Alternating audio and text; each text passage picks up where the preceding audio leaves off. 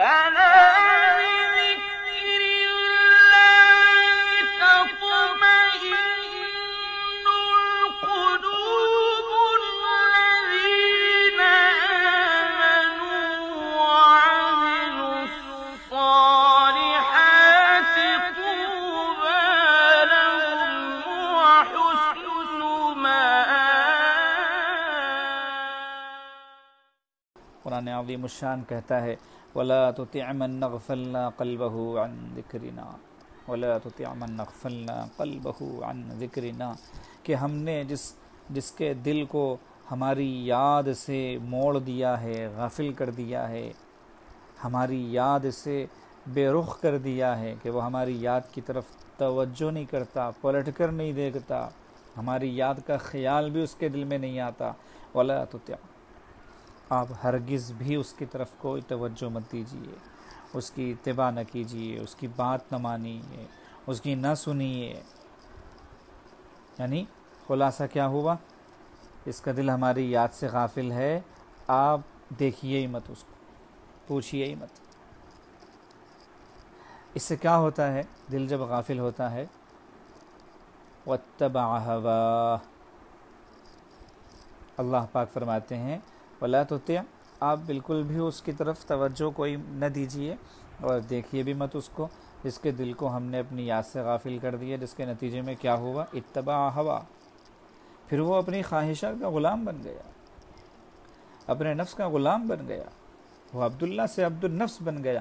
پتہ چلا کہ جو بندہ ذکر سے غافل ہوتا ہے وہ عبداللہ سے عبد النفس بنتا ہے، یہ بات پتہ چلی۔ اس لیے ضرورت اس بات کی ہے کہ ہم خوب ذکر کریں۔ یہ جو موجودہ حالات چل رہے ہیں، یاد رکھیے، یاد رکھیے، یاد رکھیے، انشاءاللہ العزیز ثم انشاءاللہ ذکر کی برکت سے دور ہو جائیں گے۔ ذکر سے بڑے بڑے مسائل سے نجات ملتی ہے، ذکر ایسی چیز ہے، اللہ کی یاد، وَلَذِكْرُ اللَّهِ أَكْبَرُ وَلَذِكْرُ اللَّهِ أَكْبَرُ، اللہ کی یاد سب سے بڑی چیز ہے، سب سے بڑی چیز ہے، سب سے بڑی چیز ہے۔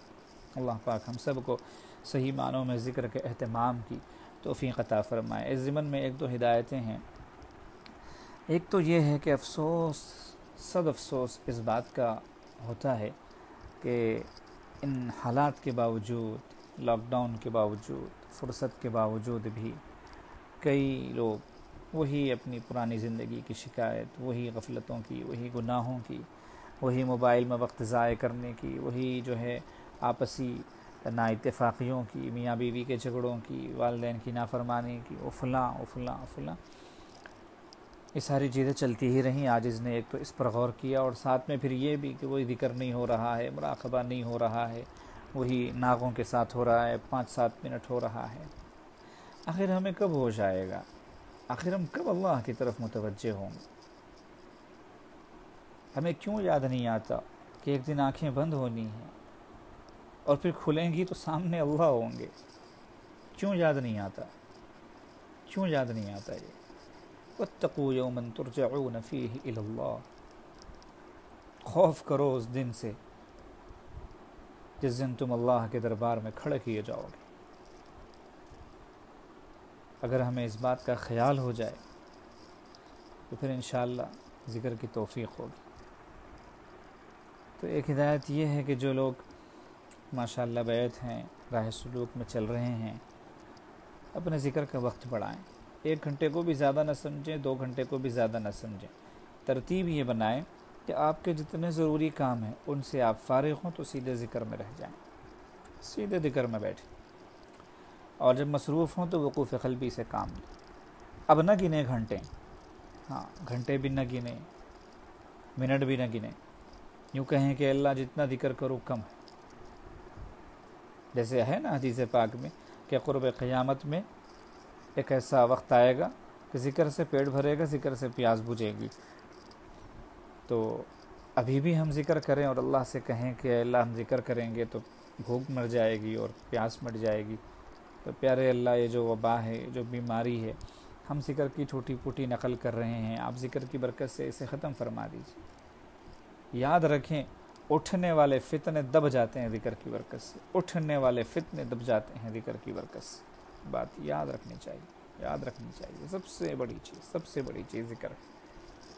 لوگ ذکر کو سب سے ہلکا سمجھتے ہیں، اسی کی مصیبتیں ہیں، اسی کا خمیازہ بھگت رہے ہیں۔ تو ایک تو یہ کہ اب گھنٹے اور منٹ نہ گنے، اپنے ضروری کاموں سے فارغ ہوتے ہی سیدھے ذکر میں بیٹھے۔ دوسری بات یہ ہے کہ گھر کے سارے افراد مل کر آپس میں مشورہ کر کے، بیٹھک کر کے، خاص طور پہ جو مشترکہ فیملیاں ہیں، جوائنٹ فیملیز ہیں، وہ لوگ یہ کریں کہ آپسی مشورے سے باری باری طے کر لیں، باری باری، کہ اتنے بجے سے اتنے بجے تک فلاں ذکر میں رہے گا، پھر اتنے بجے سے اتنے بجے تک فلاں ذکر میں رہے گا، پھر اتنے بجے سے اتنے بجے تک فلاں ذکر میں رہے گا۔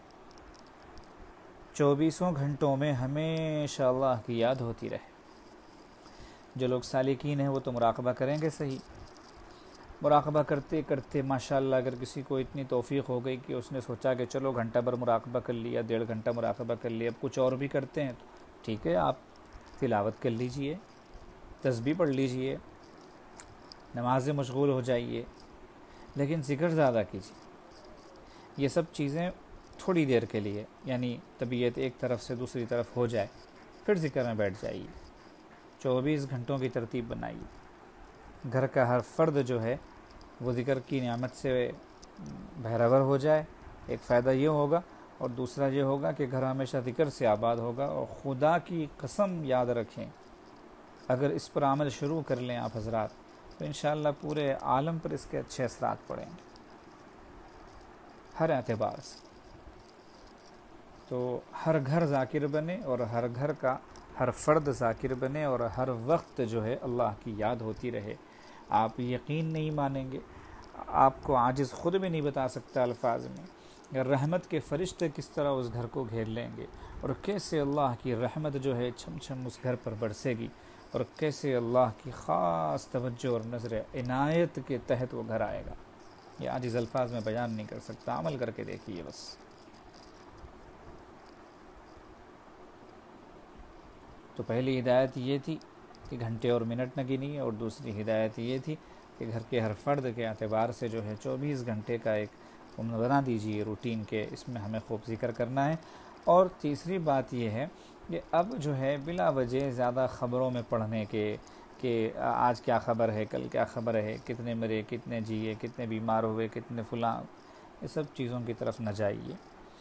خبریں آپ کو اخبار پڑھیں تب بھی ملے گی، نہ پڑھیں تب بھی ملے گی، اور خبریں جان کر جو ہے کوئی ہمارا فائدہ ہونے والا نہیں ہے۔ اس سے بہتر ہے کہ اتنی دیر ہم ذکر میں لگ جائیں۔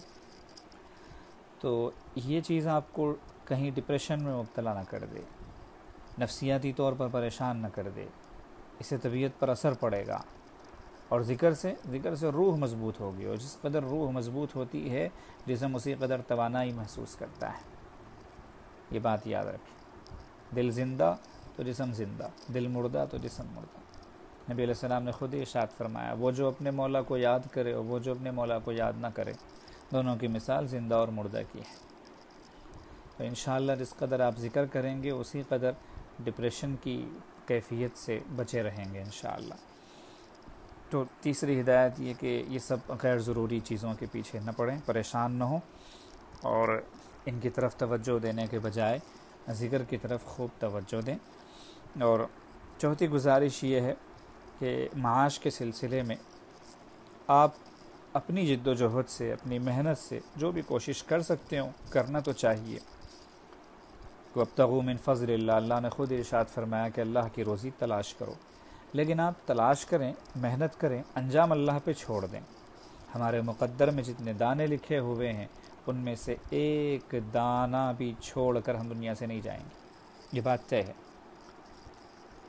کہ وہ شخص جو ہے ہرگز نہیں مر سکتا یہاں تک کہ اپنا رزق مکمل کر لے۔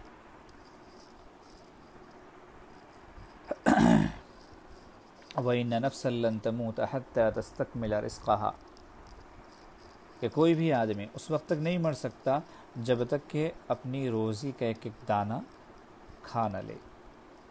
جتنے گھنٹے، جتنے منٹ، جتنے سیکنڈ اس کو سونا ہے دنیا میں، وہ سوئے بغیر موت نہیں آئے گی، اور جتنے گھنٹے، جتنے سیکنڈ، جتنے منٹ جاگنا ہے وہ جاگے بغیر موت نہیں آئے گی، جتنے دانے کھانے ہیں، جتنے پھل کھانے ہیں، جو چیزیں پینی ہیں، کھانے کی ہو، پینے کی ہو، پہننے اوڑھنے کی ہوں، رہنے سہنے کی ہوں، گھومنے گھامنے کی ہوں، حتیٰ کہ ایک ایک آنا پیسے کا جو اس کے مقدر میں اللہ نے لکھ دیا ہے، جب تک وہ اسے حاصل نہیں کر لے گا، پا نہیں لے گا، اسے موت نہیں آئے گی۔ ساری باتیں ہم لوگ جانتے ہیں، پھر پریشان کیوں ہوتے ہیں؟ اس لیے جائز اور حلال طریقے سے جت قدر ہو سکے کوشش کریں اپنے اعتبار سے، باقی اللہ پر چھوڑ دیں۔ اللہ پاک ہمیں بھوکا نہیں ماریں گے۔ اللہ پاک جو اللہ کو یاد کرتے ہیں انہیں کیسے بھوکا رکھیں گے؟ جو یاد نہیں کرتے ہیں، جو غافل ہیں، اللہ انہیں دیتے ہیں، تو جو ذاکر ہیں انہیں کیوں نہیں دیں گے؟ اور ذکر کی برکت سے تو زیادہ ملتا ہے۔ وہ آیات مبارکہ یا وہ صورتیں یا وہ اعمال جن سے رزق میں برکت کے وعدے ہیں، ان کا اہتمام کیجیے۔ سورہ واقعہ مغرب کے بعد پڑھنا اس سے کبھی فاقہ نہیں ہوگا۔ نبی علیہ السلام کی حدیث مبارکہ ہے، گھر کے ہر فرد کو سورہ واقعہ کی تلاوت کرنی چاہیے، چاہے یاد ہو تو زبانی کر لیا کریں، یاد نہ ہو تو دیکھ کے پڑھ لیا کریں۔ ہر فرد کو موقع نہیں ملتا تو کوئی ایک فرد بآواز بلند پڑھ لیا کرے سورہ واقعہ۔ سورہ یاسین پڑھنے سے دن بھر کی حاجتیں پوری ہو جاتی ہیں۔ فجر کے بعد کوئی ایک بندہ سورہ یاسین زور سے تلاوت کرے گھر میں۔ یہ چیزیں اختیار کیجیے، پریشان ہونے کی ضرورت نہیں ہے۔ تو ان پر عمل کریں گے انشاءاللہ تو بہت فائدہ ہوگا۔ اور پانچویں ہدایت یہ ہے کہ دعاؤں کا خصوصی اہتمام کریں۔ دعا بہت بڑی چیز ہے۔ الدعاء مخ العبادہ، جتنی عبادتیں ہیں دعا ان سب کا مغز ہے۔ وَإِذَا سَأَلَكَ عِبَادِي عَنِّي فَإِنِّي قَرِيبٌ، نبی علیہ السلام کو حکم دیا اللہ نے کہ آپ سے اگر میرے بندے میرے بارے میں پوچھیں تو ان سے کہیے کہ وہیں ہوں میں جہاں وہ بیٹھ کر آپ سے پوچھ رہے ہیں، بالکل ان کے پاس ہی میں ہوں۔ مجھ سے مانگیں، مجھے پکاریں، مجھے آواز دیں، میں ہوں ان کے لیے۔ جب بندہ اللہ کہتا ہے تو بعض احادیث میں یہ بات ملتی ہے کہ اللہ کی طرف سے آواز آتی، لبیک یا عبدی، بتاؤ میرے بندے کیا بات ہے۔ دعاؤں کا اہتمام کرو، خاص طور پر دعائیں کریں۔ اس کے تعلق سے بھی عاجز نے مختلف موقعوں پر عرض معروض کیا ہے کہ دعا کیسے کی جاتی ہے، دعا مانگنے کے آداب کیا ہیں، شرائط کیا ہیں، دعا کس انداز سے، کس طریقے سے مانگنا چاہیے۔ ان پر عمل کریں انشاءاللہ، اللہ پاک فضل فرمائیں گے، اللہ پاک خیر فرمائیں گے، اور اللہ پاک ہم سب کے لیے عافیت کے، امن کے، چین کے، شفا کے، سکون کے، عزتوں کے فیصلے فرمائیں گے انشاءاللہ۔ اللہ پاک ہم سب سے راضی ہوں، ہم سب کو اپنے مقبول و محبوب بندوں میں شامل فرمائیں، نسبت کے نور سے ہم سب کے قلوب کو منور فرمائیں۔ آمین۔ وآخر دعوانا ان الحمد للہ رب العالمین۔ سبحان اللہ وبحمدہ، سبحانک